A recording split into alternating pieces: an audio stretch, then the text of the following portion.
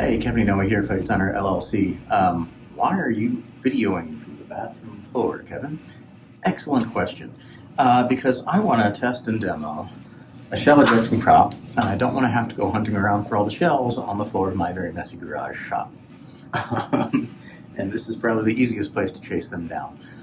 We got a towel or something to catch them, they don't go too far, and they roll around. So, this is a 3D printing project that I'm pretty excited about. Now, I mean, we've had all sorts of interesting developments in shell ejecting props, from the spring blowback, cheapy ones that I've reviewed on this channel, the spring blowback laser versions that don't have any projectile, that are great props, but kind of weaker. So not as robustly built and not as good kick as a gas blowback, but you get the shell casings, which is nice. And they also can't do the muzzle flash suppressors that have been another thing I've been excited about on this channel in the last year or two, because there's no gas moving forward to trigger a movement, to trigger the motion sensor to create either the smoke or the flash or any of those effects. There have been some 3D printed things that I've been playing with that have moving parts that involve springs and rubber bands and whatnot. But this is I just discovered there's this whole community of people that mod the AK-9 airsoft pistol, and one of those includes somebody who does some shell ejecting versions. This is kind of brilliant because it uses an existing common airsoft gas blowback as the mechanism, as the thing that powers it. And it just builds a housing in it. I was saying ages ago that we should do these with blank firing guns. Like, we just need a universal module that'll fire a blank and eject a casing, and then a bunch of housings that'll pop into. And that's kind of what they ended up doing for things like the AK-9 and the whatever this Iraqi machine pistol's called. It's just a smaller one in a plastic housing. And kind of like what they do with the Roni housings for real carbine conversion kits. But this is kind of fun because I don't have any shell ejecting AK styles. But this is an entirely 3D printed housing, except for the scope and the rear stock. I realized I had one of these folding stocks that didn't fit any of my airsoft or other props that I've had kicking around for over a decade in a box of spare parts, and I finally had the perfect use for it. So, yay! It's always nice when those get kind of justified. So it works great on here. But, so this uses these little 3D printed shells, which is great because I can make as many as I want, and they're fairly cheap. And so if I want to do a shoot out in the woods, yeah, I'll find the ones I can, but if I end up missing a couple, it's not that big a deal. Whereas with things like the cap firing model guns, I just sold a couple of those. Those are great, and they're super realistic. They look great in close up. You get the flash and the smoke and all that, but they're also, not only are they fragile and expensive and kind of collector's items at this point, but the casings have all these little parts, these O-rings and plungers, and the casings themselves, they're expensive. And so if you lose them, you may not be able to find more. If you do, they're going to be really expensive. And so I've been selling some of those off just because I can't really practically use them on set or rent them out to people and not count on them just doing something stupid with them. So this is exciting because it does mean that I might be able to just make my own replacement parts as needed and adjust as needed. So it's kind of cool how this works. And it does bolt on to the existing stock, but it gives me and the safety counter so it blocks that from going. This is not working as a selector switch, so it is still open at the bottom, because with these AAPO1s, the selector switch between semi and full auto is actually on the underside of the bolt, which is a little bit of a weird spot, but it means that for now this is open. If this becomes a highly successful and used thing, I may look at a temporary thing I can slap over it to cover that up, just so it won't show on screen or anything. But will still let me access it when I need to. So the real question, of course, though, is how well does this work? Now, I haven't really tried this out yet, except for a couple hand cyclings with mixed results, so we shall see.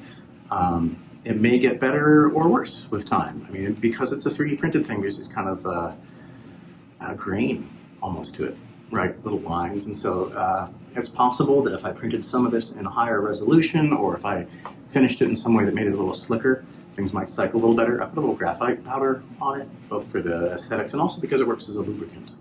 It's used that way by Boy Scout boxcar rallies and things sometimes too.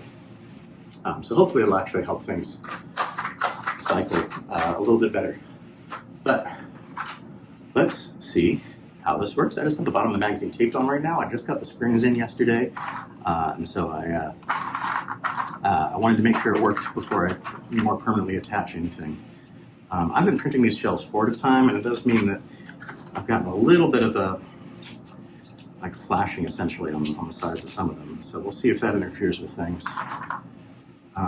One issue I've had is sometimes the follower gets a little stuck going up in this mag. I had to print this magazine in 3 parts. I'm going to experiment later with printing it in 1 part, see if that works better. So I did a little filing on the inside to try and make that smooth for the follower in the spring. So there we go, casing. So the mechanism on this is kind of cool. So there's a little slot in the top of the magazine here. So when the bolt cycles going forward and backward, when it goes forward, it pushes one of these a little bit forward, and as it goes backwards, it's just a little ramped area. So it's just kind of hitting that ramp and hopefully going flying because of that.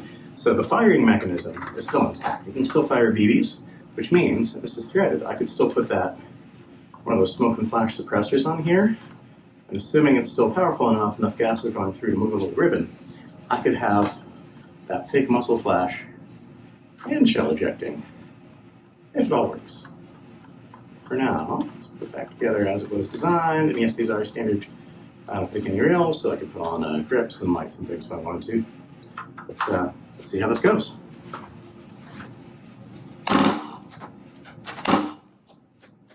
Oh, made it pretty far before I got jammed. So that's certainly as good as I was going to do with any model gun. Most of the model guns jam pretty regularly too.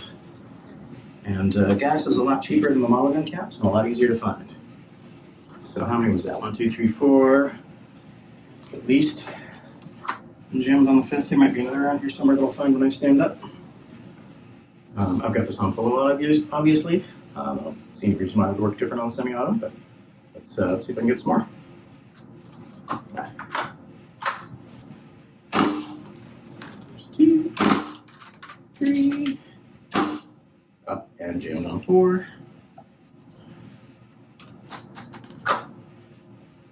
Still some more rounds in there. Another 3. Another 3. Another 3. Oh, and we're out of shells. So I load it all the way. So that's pretty darn good for a first try. That's kind of exciting. So the person who uploaded this, they've got, I think, 2 different models. One looks a little more Western, one looks a little bit more Soviet bloc. So this is the AK-9. This one looks a little more like a, sort of UMP-ish. Looks a little bit more like a carbine you'd stick on a pistol, which is what it is. You know, they're not free. These are for sale on Cult 3D. You know, it's not too expensive. The springs were a little hard to get. I did actually order the springs on eBay because none of the local stores had the right size spring for the magazine. Be able to push the follower up.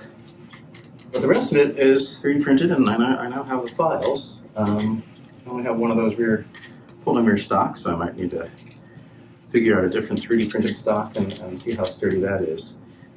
Is this super sturdy? No. I mean, it's still plastic. I think we're only at like 15% infill, so it's got some heft to it just because of its bulk, but it's not like an aluminum airsoft gas blowback or steel internals. It's not going to be super rugged, but it's not bad, and I can print replacement parts. So yeah, it's a lot of time. I've got a crappy old printer. It's certainly not the fastest. So some of these parts just individually were like basically all-day prints, which also means you have to have it dialed in enough that you can leave it going and not have to babysit it all the time. Not trust that it'll keep going overnight and whatnot, which is not always the case with my 3D printer. But still, I'm pretty impressed. These shell casings, another thing I might do is look and see if it's the same size as some of the others. Because there's nothing actually working as an extractor that has to hook the rim, it doesn't even really need the rim. I could probably just cut off bits of dowel if I wanted to. But these are a little bit lighter and cheaper, so they fly nicely. I like the look that they're hollow. I actually used a slightly different filament for the bottom here, in part because I was having issues with it clogging the nozzle if I ran the same filament through the whole time. And also, I kind of like the shading. It's kind of like stage makeup, right? You see the groove a little bit more if there's a darker filament in the groove. So even if I didn't have a groove, I could probably just put that little darker stripe and it would look like it had a groove. So they're not super metallic, shiny, whatever, but they'll work fine going past the screen quickly. And I can always spray paint them if I want to, and I don't think that'll gum up much because, again, the shell ejection stuff is completely independent of the functioning of the AAP01. So none of this would directly gum up any of the moving parts of the airsoft pistol itself. So I have had some printing issues on some of these rounds. Some of them are like, there's a little layer there that kind of screwed up, so this one's probably going to break really easily. But I can either super glue it together, or I could just be like, you know what, that probably is 2 cents worth of filament there. So if it doesn't work, no big deal, I'll print more. So this is kind of an exciting thing to be able to add into my rental inventory.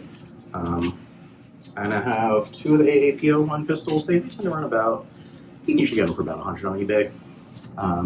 They cost a little more than that retail. But there's a bunch of different versions out there.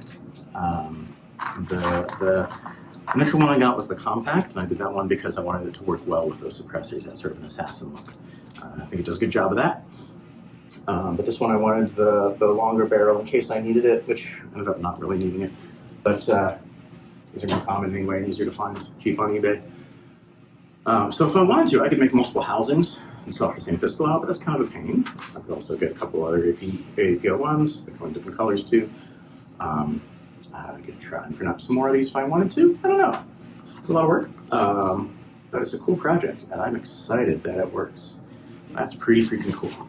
Let's try a couple more facing this direction so you can really see into the camera what those rounds look like when they go flying. So I'll just a couple more 3-round bursts. I have another magazine here I haven't swapped out yet. The file also included a grip plug and a magazine base plate to make that grip look a little less distinctively like the AAP01. But if you're holding it, you're not going to see that anyway.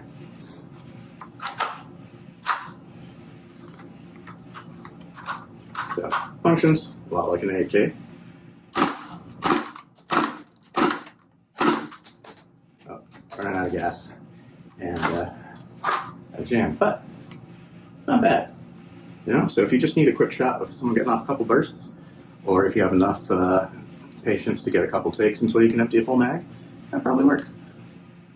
I think I'm going to call this good and remove the electrical tape and install that for real at some point in here. But yeah, that's pretty cool.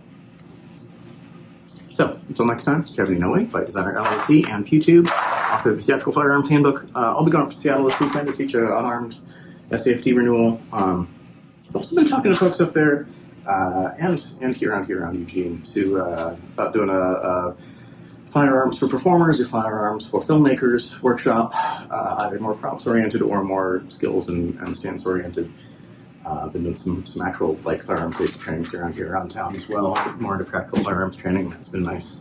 It's been a while. Yeah, if you're interested, give me a holler. I might have some workshops coming up. And who knows, maybe we'll get to play with this and some other toys in person. Till then, stay safe, stay sane, stay healthy, and I'll catch you next time.